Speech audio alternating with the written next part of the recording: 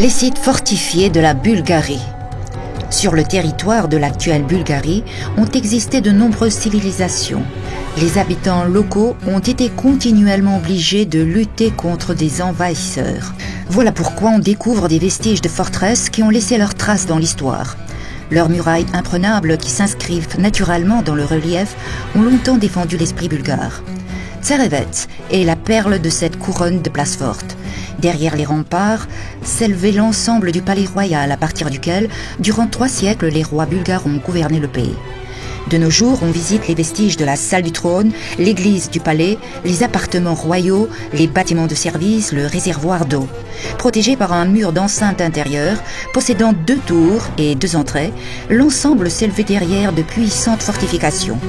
Les forteresses ont souvent utilisé la sécurité qu'offraient les hautes crêtes des montagnes. C'est la raison pour laquelle Asenova Krepost est sur les rochers qui s'élèvent au-dessus de la rivière Asenica. Cette ancienne forteresse acquiert son plus grande importance sous le règne d'Ivan Asen II au XIIIe siècle. De la citadelle se sont conservées une tour, le réservoir d'eau et une chapelle aux fresques uniques. Riche en histoire est également la forteresse médiévale Hisaria dans la ville de Lovech. C'est là qu'a été signé en 1187 le traité de paix entre la Bulgarie et Byzance, au terme duquel a été reconnue l'indépendance du 2e royaume bulgare. Elle a servi de résidence au roi Ivan Alexandre et elle figure parmi les dernières places fortes tombées entre les mains des envahisseurs ottomans. Une autre forteresse, Ovech, aux alentours de Provadia, témoigne de l'esprit indomptable des Bulgares. Elle est située sur un haut plateau rocheux auquel on n'accède que par un étroit sentier d'une largeur de 2 pas, dans lequel était creusé un profond fossé. C'est sur lui qu'on baissait un pont-levis, mais aujourd'hui se sont conservés que la porte d'entrée et la muraille en pierre. Dans le sud de la Bulgarie existent de nombreuses forteresses liées à l'époque des croisades et l'endroit où les chevaliers ont élu l'empereur héritier du trône de Baudouin de Flandre, rendu prisonnier par les Bulgares.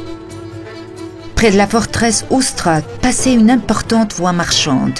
La forteresse près du village de Mezek donne une vraie leçon de fortification avec ses 9 puissantes tours.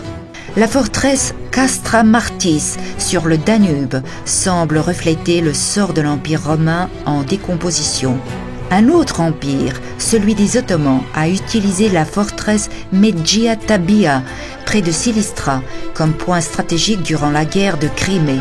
On suppose que la forteresse de Pernik date du 9e siècle de l'époque du règne du Khan Omurtak.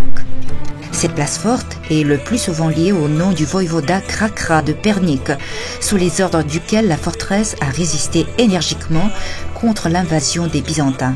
Mais la plus curieuse est probablement l'histoire de la ville médiévale de Tcherven. Derrière ces remparts se déployait un riche centre économique et religieux.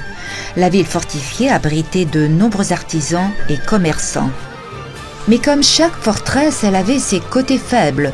Brûlée et entièrement saccagée par les envahisseurs ottomans, elle est tombée dans l'oubli jusqu'au siècle dernier. Aujourd'hui, de son ancienne puissance témoignent uniquement les ruines de la tour du seigneur de Tcherven.